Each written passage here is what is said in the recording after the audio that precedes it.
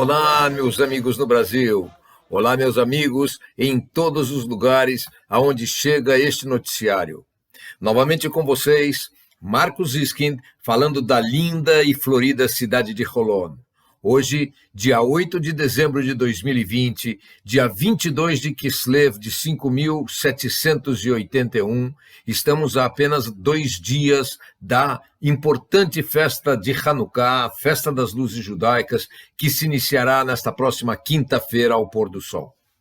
Amigos, antes de começar, eu quero lhes informar que completamos hoje 5 meses no ar com uma vitória importante.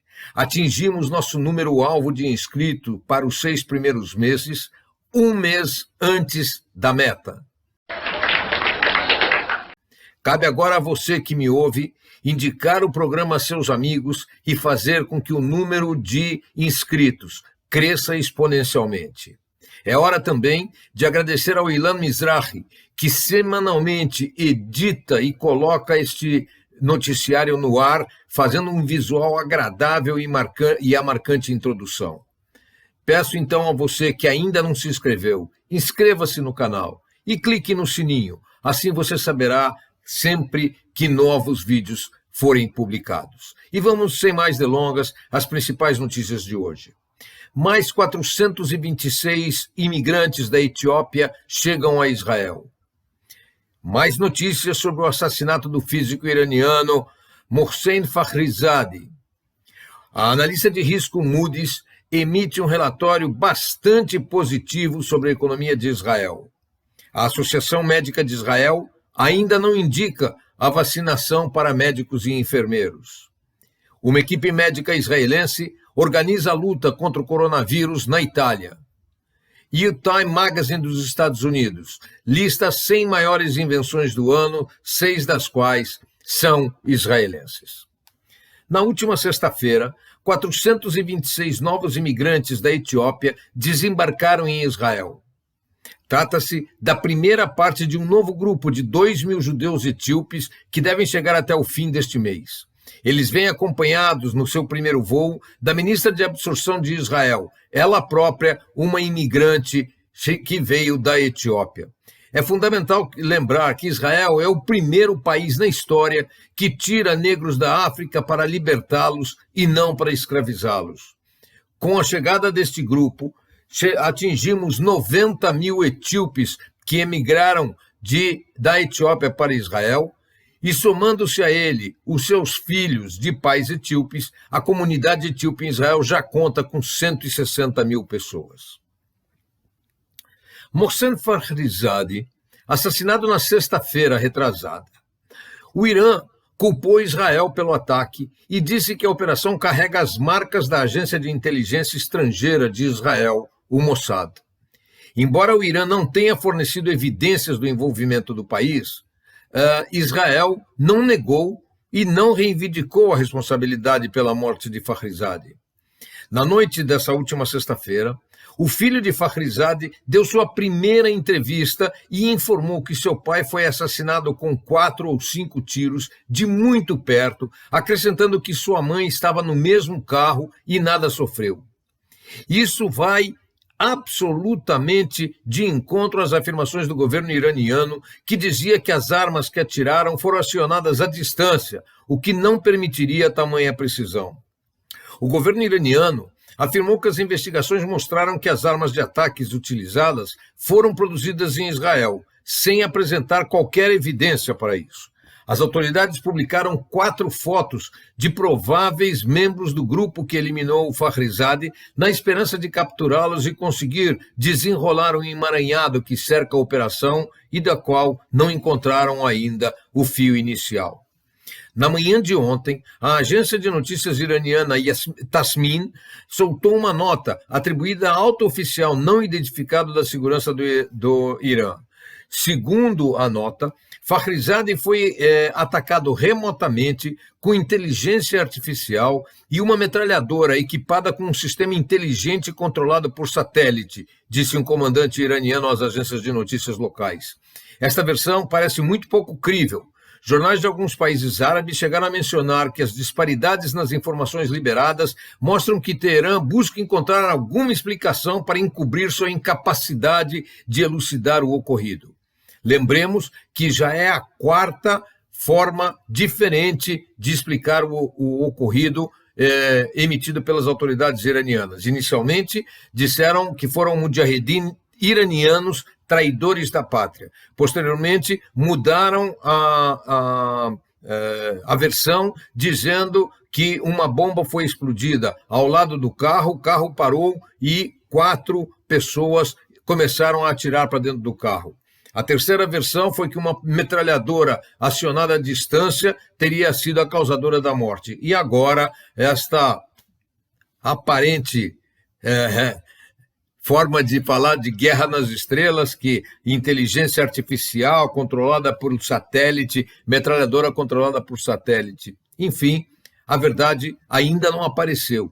Veremos quais das versões já publicadas ou se ainda haverá uma nova a explicar o ocorrido no Irã. Meus amigos, a empresa norte-americana Moody's acaba de emitir um relatório extremamente positivo sobre a economia israelense, apesar da instabilidade política que o país vive. A Moody's elogia a capacidade israelense de crescimento, a exportação israelense e a capacidade de inovação no país.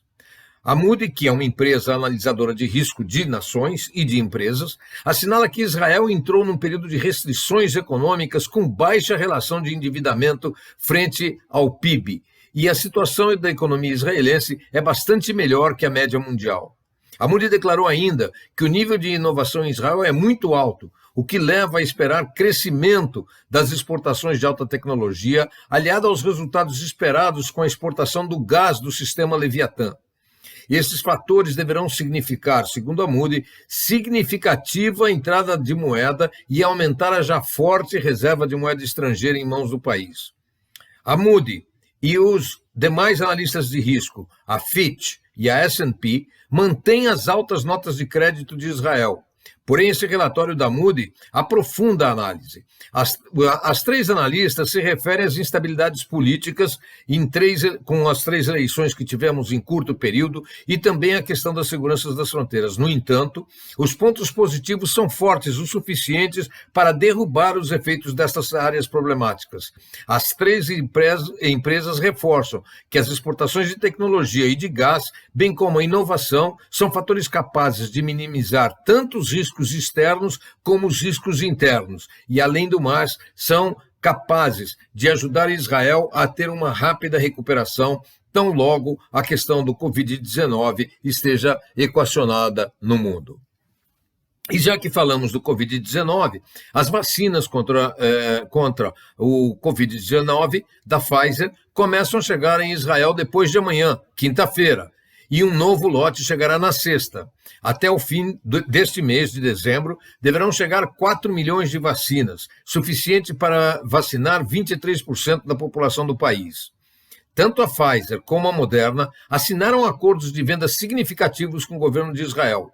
Nas últimas 48 horas, já foi estabelecido a lista de prioridades de vacinação, tendo sido definido que médicos, enfermeiros e corpo clínico serão os primeiros a serem vacinados. Surpreendentemente, a Associação Médica de Israel emitiu uma circular informando que se negam a serem cobaias. O Dr. Leonid Dudelman, diretor do Instituto de Qualidade da Associação Médica Israelense, disse que todas as informações sobre as vacinas chegaram via imprensa e não há publicação científica confiável sobre os métodos de desenvolvimento, sobre as reações colaterais e os efeitos esperados. Ele adicionou ainda que sempre as vacinas foram desenvolvidas ao longo de 7 a 10 anos e esta é a primeira vez na história que um desenvolvimento é feito em prazo tão curto dentro do período de existência de uma pandemia. A doutora Tami Carney, que é diretora da área ética também da Associação Médica Israelense e membro do Comitê de Estudos da Vacina, colocou de forma clara: como nós, médicos, podemos recomendar um medicamento sem ter informações além das originadas de dentro da própria empresa que quer vendê-lo? Devemos esperar a liberação pelo FDA, previstas para o dia 10 e 17 próximos, e analisar os dados científicos antes de iniciarmos campanha de vacinação ou de estabelecermos critérios para as mesmas. E falando na área médica, uma equipe de 21 médicos e enfermeiras do Hospital Ciba Telachomer chegou hoje à região de Piemonte, no norte da Itália. A região de Piemonte está sofrendo uma epidemia de coronavírus e há falta imensa de corpo médico. Alberto Tírio é o presidente do Conselho de Piemonte, cargo similar ao de governador do estado no Brasil. Tírio pediu uma ajuda urgente a Israel através da embaixada israelense em Roma e 21 voluntários se deslocaram para o Piemonte para estruturar o enfrentamento à crise epidemiológica, liderados pelo professor Dr. Elhanan Baron, diretor do Centro de Enfrentamento a Tragédias no Hospital Telachomer, o primeiro hospital israelense a se preparar para lidar com o Covid-19 ainda em janeiro deste ano. A revista Time norte-americana anuncia a cada ano as 100 mais importantes invenções do ano. Neste ano, 6 delas são invenções israelenses. A primeira é a BeWise.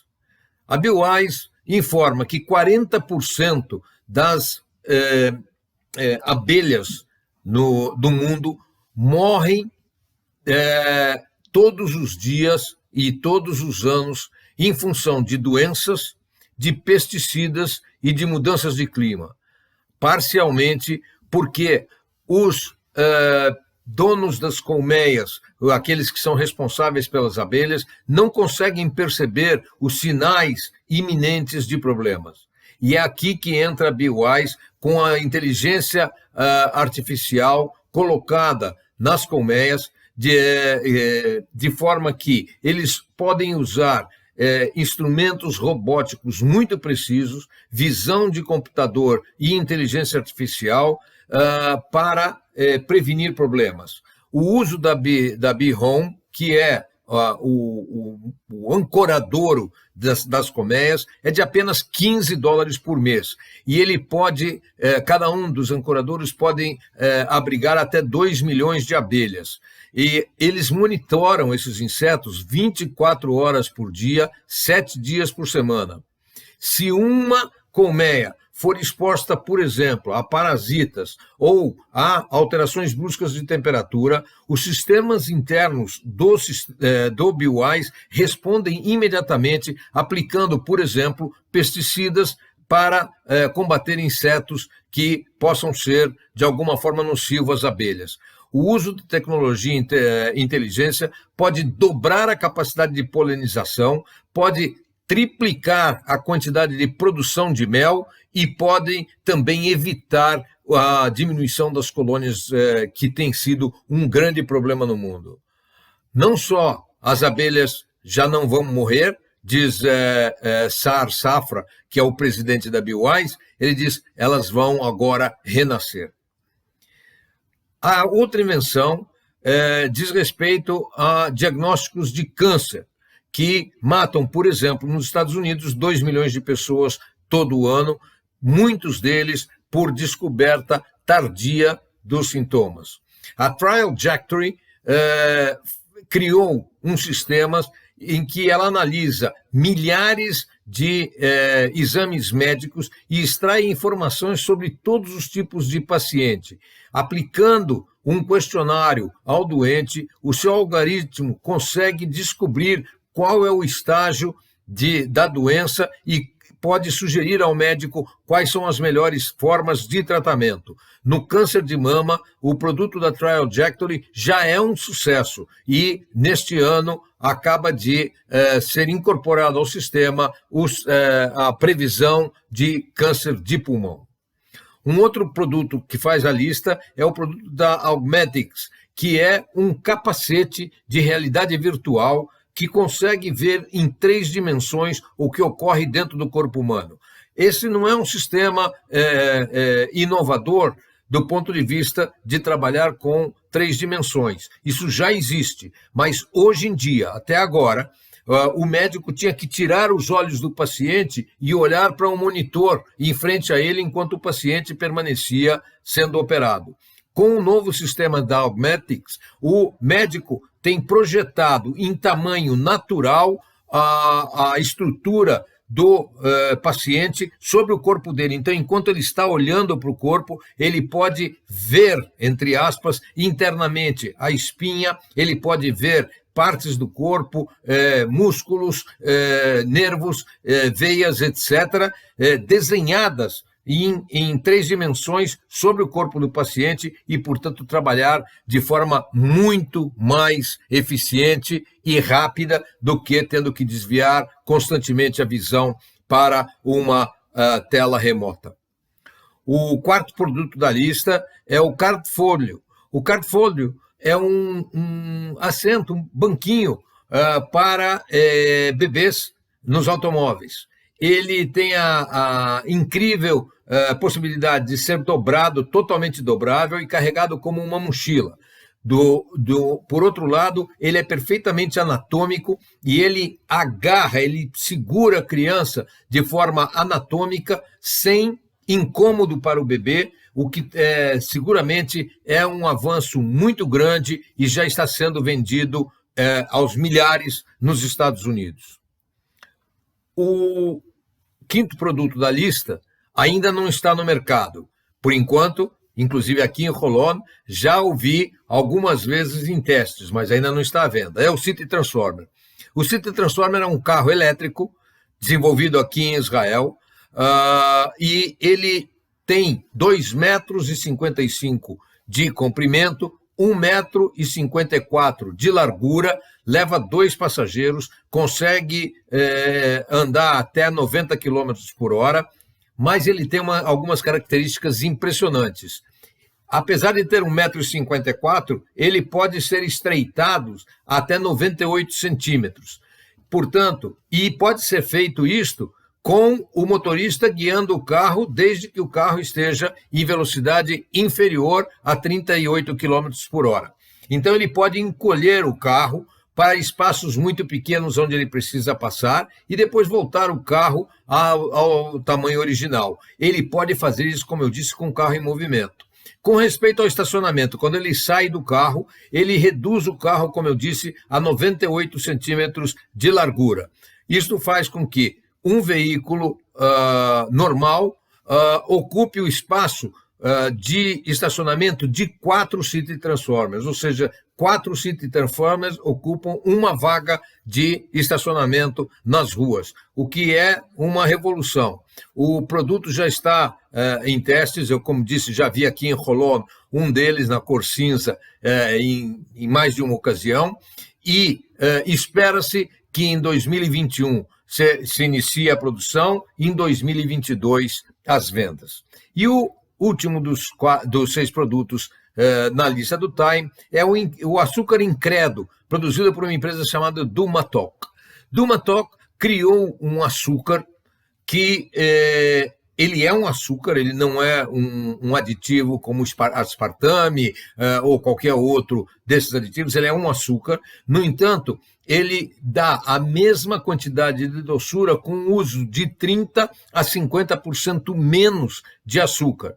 A companhia já conseguiu 24 patentes mundiais e vem trabalhando em pesquisa e desenvolvimento há 6 anos. A solução é espetacular, porque pode ser aplicadas em fábricas de biscoitos, bolos, doces, chocolates, etc.